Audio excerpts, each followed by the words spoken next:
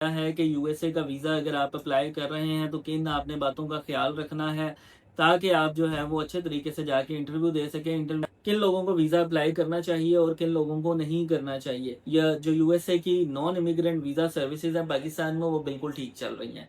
उनके अंदर किसी भी किस्म की कोई प्रॉब्लम नहीं है।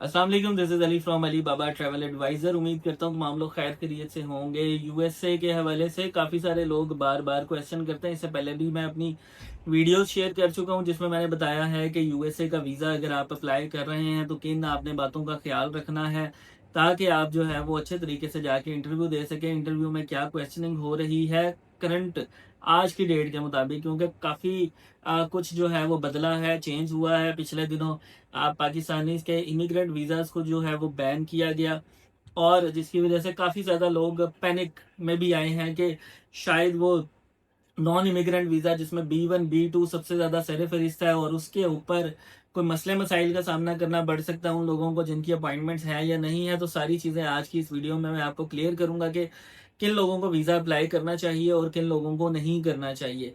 और तमाम लोग जिन्होंने चैनल सब्सक्राइब नहीं किया वो चैनल सब्सक्राइब कर लें सबसे पहले तो। और दूसरे नंबर पे यह जो यूएसए की नॉन इमिग्रेंट वीज़ा सर्विसेज हैं पाकिस्तान में, वो बिल्कुल ठीक चल रही हैं। उनके अंदर किसी भी किस्म की कोई प्रॉब्लम नहीं है। नॉन इमिग्रेंट वीज़ा क्या होता है कि अगर आप किसी टेम्परेरी पर्पज़ से वहाँ पे जा रहे हैं, आप वहाँ जाके रहना नहीं चाह रहे, वहाँ जाके आप अपना एक स्पेसिफिक पर्पज़ पूरा करने जा रहे हैं, जैसे टूरिज़्म हो सकता है, जैसे आपका बिजनेस हो सकता है, जैसे आपका मेडिकल हो सकता है, या कोई कॉन्फ्रेंस है या कोई एग्जीबिशन है। इस तरह के जो मामलात हैं वो फ़िलहाल बिल्कुल ऑन है और आप इनके वीज़ाज़ बेधड़क अप्लाई कर सकते हैं। इनमें किसी भी किस्म का कोई मसला आपको नहीं आएगा। एम्बेसी में क्या सूरत हाल है, एम्बेसी किस तरह से जो है वो एप्लीकेशंस को जज कर रही है आफ्टर द न्यू जो इनका अपडेट आई थी उसके बाद, वो भी मैं आपके साथ शेयर कर देता हूँ। अभी क्या है कि उसी तरीके से सेम इस्लामाबाद एम्बेसी में भी और कराची जो कौंसलेट है वहाँ पे इंटरव्यूज़ का सिलसिला जारी है। और दिल्ली के 500 एप्लीकेंट्स इस्लामाबाद और 500 जो हैं वो कराची जा रहे हैं और अपनी जो इंटरव्यूज़ हैं वो वहाँ पे दे के आ रहे हैं और उनको उसी तरीके से जो है वो डील किया जा रहा है जैसे पहले हुआ करता था। कोई उसके अंदर किसी भी किस्म का कोई डिफरेंस नहीं है। अब इंटरव्यू में क्वेश्चनिंग जो है वो ज़्यादा हो रही है या कम हो रही है, ये क्वेश्चन बड़ा अहम था जो कि लोग बार बार पूछ रहे थे। तो क्वेश्चनिंग भी जो है वो ऑलमोस्ट सेम हो रही है। कोई उसके अंदर आपको फ़र्क नहीं नज़र आएगा जो आज से कोई 5 साल पहले या 10 साल पहले या 2 महीने पहले या महीना पहले जो हालात थे वो सारे के सारे सेम ही हैं। सिवाय इसके कि जो वीज़ा देने की कुछ पॉलिसीज़ होती हैं उनमें नरमी या सख्ती चल रही होती है, लेकिन क्वेश्चनिंग जो है वो ऑलमोस्ट सेम हो रही होती है। अब क्वेश्चनिंग के हवाले से चूंकि बहुत सारे लोग बार बार कहते हैं जी हमें इंटरव्यू सिखाएं, हमें इंटरव्यू के बारे में बताएं। पहली चीज़ तो ये है कि इंटरव्यू के हवाले से सिखाना बताना वो सारे मामलात करना वो एक अपनी जगह पे, लेकिन ऑन द स्पॉट आप कैसे परफॉर्म करते हैं ये आपके ऊपर होता है। हम आपको कुछ भी सिखा के भेज दें, यहाँ से कुछ भी समझा के भेज दें, लेकिन आप वहाँ के प्रेशर को किस तरीके से हैंडल करते हैं ये आपके ऊपर है। बहुत सारे लोग ऐसे होते हैं जो कि वहाँ पे अच्छे जवाबात दे सकते हैं लेकिन अच्छे जवाबात नहीं दे पाते। वहाँ पे जाके जो है वो कंफ्यूज हो जाते हैं, जवाब नहीं दे पाते, या उनसे वो आंसर जो उनसे एक्सपेक्ट किया जा रहा होता है वो आंसर वहाँ पे नहीं कर पाते हैं। और कई ऐसे लोग होते हैं जो कि फुल ऑफ कॉन्फिडेंस होते हैं और जिनके अंदर बिल्कुल भी इस तरह के मामला नहीं होते, जिनको देख के भी नहीं लगता कि शायद वीज़ा लगेगा, लेकिन वो जब इंटरव्यू में जाते हैं तो वो ऐसे तरीके से जो है वो वहाँ पे बातचीत करते हैं कि एक दफ़ा जो वीज़ा ऑफिसर है वो थोड़ा सा कन्विंस ज़रूर हो जाता है कि इनकी एप्लीकेशन को देखना चाहिए और इनको वीज़ा देना चाहिए। अब जो मेन क्वेश्चनिंग हो रही है आपके इंटरव्यू के दौरान, आपके तीन बड़ी अहम चीज़ें हैं जो कि आपने याद रखनी बहुत ज़रूरी हैं। वो क्या है कि जो चीज़ें आपने फिल करनी है, नंबर एक, अपने DS-160 में आपने उससे नहीं हटना है। जो चीज़ें उसके अंदर फिल्ड हैं वो आपको याद भी होनी चाहिए। ऐसा नहीं है कि आपने एप्लीकेशन फॉर्म सबमिट कर दिया और आपको पता ही नहीं कि उसके अंदर मैंने क्या कुछ लिखा हुआ था। ठीक है। दूसरे नंबर पे क्या है कि आपने अपनी जो एक्टिविटी आप करते हैं बिजनेस के से रिलेटेड और जो उसके सारे मामलात हैं आप करते हैं क्या हैं, आपकी जो है वो जॉब ऑफ नेचर क्या है, नेचर ऑफ जॉब सॉरी क्या है, और दूसरा आप जो है वो कमाते कितना है, आप क्या मामलात करते रहते हैं अपने बिजनेस के अंदर, वो सारी चीज़ें कब से चल रहा है बिजनेस से रिलेटेड आपको या जॉब से रिलेटेड आपको सारी मामलात पता होने चाहिए। तीसरे नंबर पे क्या मामलात होते हैं आपकी ट्रैवल हिस्ट्री, और ट्रैवल हिस्ट्री भी आपने बिल्कुल ठीक एक्यूरेट उनको बतानी है। कई दफ़ा ऐसा होता है कि लोगों की 5 साल पुरानी हिस्ट्री होती है जो एप्लीकेशन फॉर्म में नहीं होती है, और वो फिर भी उसको बताने की कोशिश कर रहे होते हैं। इसको बताने का सही तरीकाकार ये है कि लास्ट 5 ईयर्स में मैंने इंडियन कंट्रीज में ट्रैवल किया और 5 साल से पहले मैंने इंडियन कंट्रीज में ट्रैवल किया। याद रखिएगा कि अमेरिका के पास जो है ना वो आपकी डिटेल्स मौजूद होती हैं, जो भी आप उनको मालूमात दे रहे होते हैं, और वो उसको उसी टाइम वेरीफाई कर सकते हैं कि आप उनको सही मालूमात दे भी रहे हैं कि नहीं दे रहे।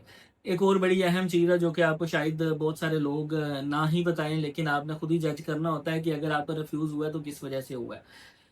कोई भी वीज़ा ऑफिसर जो है वहाँ पे आपको एक्चुअल रीज़न आपको रिफ्यूज़ल की नहीं बताते हैं। आपने इंटरव्यू देना है, इंटरव्यू देने के बाद या येस है या नो है, येस है तो भी कोई रीज़न नहीं है, नो है तो तब तो बिल्कुल ही कोई रीज़न नहीं है ना।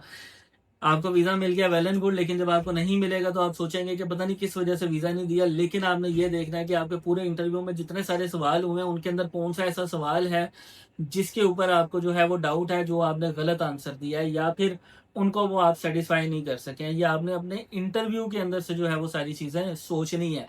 ये इसलिए मैं आपसे कह रहा हूँ कि बाद में आप लोग सोच रहे होते हैं वहां से निकलने के बाद कि हमारे पास तो सब कुछ होने के बावजूद हमें वीजा नहीं दिया, हमारी तो इतनी स्टेटमेंट्स थी वो नहीं देखी गई। ये सबसे अहम चीज़ है कि डॉक्यूमेंटेशन जो है ना वो आपकी अमेरिकन एम्बेसी में नहीं रिक्वायर्ड होती, और डेली बेसिस पे मेरे पास जो आ रहे होते हैं सब वो आगे यही कह रहे होते हैं कि जी डॉक्यूमेंट्स कौन से साल लेके जाएं, तो मैं उनको कहता हूँ सिर्फ 4 डॉक्यूमेंट्स के अलावा कुछ भी नहीं आपने लेके जाना, अनटिल अनलेस के वो रिक्वायर आपसे बाद में ना कर लें। पहला क्या है, DS-160 कंफर्मेशन, दूसरा है अपॉइंटमेंट लेटर, तीसरा आपकी तस्वीरें हैं, चौथे आपके पासपोर्ट्स हैं। इसके अलावा कोई डॉक्यूमेंट्स आपसे नहीं मांगा जाता अमेरिका के इंटरव्यू में, आपने ये चीज़ें याद रखनी है। और अगर आप गलती से भी उनको कोई डॉक्यूमेंट देने की कोशिश करेंगे तो हो सकता है आपको स्ट्रेट अवे रिफ्यूज कर दिया जाए, क्योंकि जो चीज़ उनकी तरफ से मांगी जा रही होती है सिर्फ आपने वो देनी है, अपनी तरफ से कोई भी चीज़ कोई भी बात एडिशन उनको नहीं करनी है। ये सारे मामला अगर आप अपने साथ रखेंगे तो आप अमेरिका एक तो इंटरव्यू में अच्छे तरीके से प्रेजेंट होंगे, कपड़ों के हवाले से बिल्कुल जैसे नॉर्मल मैं कपड़े पहन के बैठा हूँ, ये नॉर्मल कपड़े होते हैं, नॉर्मल ड्रेसिंग में भी जाके मैं दे सकता हूँ। जरूरी नहीं है कि मैं 3 पीस जो है वो पहनूंगा जिसके अंदर मैं खुद कंफर्टेबल नहीं होऊंगा। आपने कपड़े वही पहन के जाने जिसमें आप कंफर्टेबल है। Even you can go in your shalwar kameez, Pakistan का कौमी ड्रेस जो है उसके अंदर भी जाके आप किसी भी कंट्री का, खाली अमेरिका ही नहीं, किसी भी कंट्री का इंटरव्यू दे सकते हैं। You should be proud of your self कि आप पाकिस्तानी हैं और पाकिस्तानी ड्रेस आपको पहनना अच्छा लगता है। आप लोग अपने आप को इस तरह से ना समझें कि आप जाएंगे तो उन्हीं की तरह की ड्रेसिंग जो है वो आप करके जाएं तो आपको फायदा होगा। उन्होंने शायद आपकी तरफ 1 या 2 दफा देखना है, या शायद 1 या 2 दफा भी नहीं देखना, उनको अपने काम से गर्ज है, जो उन्होंने काम करना है उसी के मुताबिक आपको डिसीजन दे देना है। तो ये वो सारी बातें हैं जो कि आपको किसी भी इंटरव्यू में जाने से पहले याद होनी चाहिए। अगर आपको ये सारी बातें भूल जाएंगी और आप याद नहीं रखेंगे तो फिर आपका अल्लाह हाफिज होगा और हम भी आपका कुछ भी नहीं कर सकेंगे। तो मजीद मालूमात के लिए आप हमारे दिए गए नंबर्स पर रब्ता कर सकते हैं, और जिसको तैयारी करनी है इंटरव्यू की वो भी आगे हमारे से तैयारी कर सकता है लाहौर ऑफिस में। और ज़्यादातर मैं लाहौर ऑफिस में ही होता हूँ, और बाकी आप लोग हमें फॉलो कीजिएगा हमारे फेसबुक पेज पे भी और टिकटॉक अकाउंट पे भी, अली बाबा ट्रैवल एडवाइज़र। बहुत शुक्रिया, खुदा हाफिज़।